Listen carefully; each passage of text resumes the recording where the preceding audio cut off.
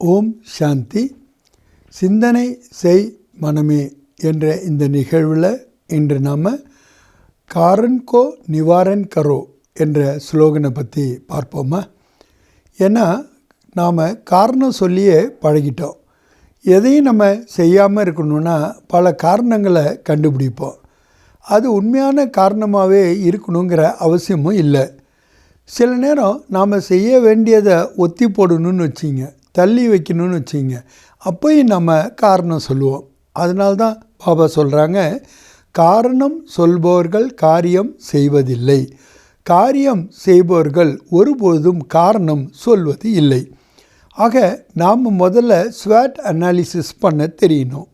நம்மளுடைய பலம் என்ன, நம்மளுடைய பலவீனம் என்ன, நமக்கு கிடைத்திருக்கக்கூடிய ஆப்பர்ச்சுனிட்டிஸ் என்ன, நமக்கு எதிர்காலத்தில் வரக்கூடிய சவால்கள் அல்லது த்ரெட்ஸ் என்ன, எல்லையும் நாம் பார்க்கணும். எப்போ நம்ம இதை பார்க்க தெரியாமல் இருக்கின்றோமோ அப்போ நிச்சயமாக ஏதாவது ஒரு காரணம் தான் நாம் சொல்லிக்கிட்டே இருப்போம். மோஸ்ட்லி காரணம் சொல்கிறவங்கள பார்த்திங்கன்னா அவங்களுடைய ஃபோக்கஸ் எதில் இருக்குது அப்படின்னு பார்த்திங்கன்னா ஒன்று ப்ராப்ளத்தில் தான் இருக்கும். அவங்களுடைய ஃபோக்கஸ் ஒரு பொழுதும் சொல்யூஷனில் இருக்காது. அதிகமாக சிந்தனை செய்பவர்களாக இருப்பார்கள். ஏன்னா அவர்களுடைய சிந்தனை எவ்வளோக்கு எவ்வளோ அதிகமாகுதோ அவ்வளோக்கு அவ்வளவு பிரச்சனை பூதகரமாக ஆகிட்டே இருக்கும். ஆனால் யார் ஒருவர் சொல்யூஷனில் ஃபோக்கஸ் பண்ணுறாங்களோ அவங்க பிரச்சனைகளை பெருசுப்படுத்த மாட்டாங்க. அதுக்கு பதிலாக ஆல்டர்னேட்டிவ்ஸ் திங்க் பண்ணுவாங்க. இஃப் அட் ஆல் அப்படின்னு சொல்லிட்டு பல விதமாக அவங்க அதுக்கு சொல்யூஷனை கண்டும் பிடிச்சிருவாங்க. ஏன்னா எப்படி காரணம் இல்லாமல் இந்த உலகத்தில் எதுவுமே நடக்காதோ அதே மாதிரி தீர்வு இல்லாமல் இந்த உலகத்தில் எந்த பிரச்சனையும் கிடையாது. அதுவும் இறைவனே நம்மளுடைய துணை காரணமாக இருக்கும் பொழுது, அவருடைய டைரக்ஷன் படி நாம் நடக்கும்போது, அவருடைய கம்பெனியில் நாம் இருக்கும் பொழுது, ஏன்னா அவர் திரிகால தர்ஷியாக இருக்கின்றார், திரிநேத்திரியாக இருக்கின்றார், அனைத்தும் அறிந்தவராகவும் இருக்கின்றார், நாலேஜ் ஃபுல்லாகவும் இருக்கின்றார்.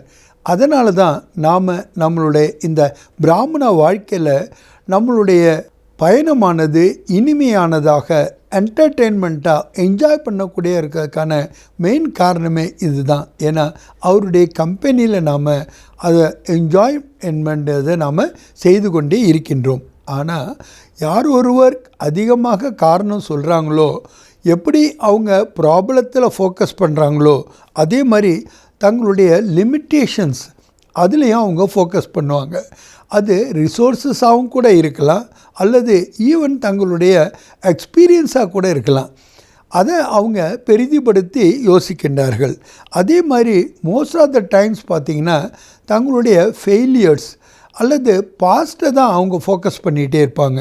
அதுக்கு ஒரு சாக்கும் சொல்லுவாங்க, என்னுடைய அனுபவம் அப்படிப்பட்டது என்று.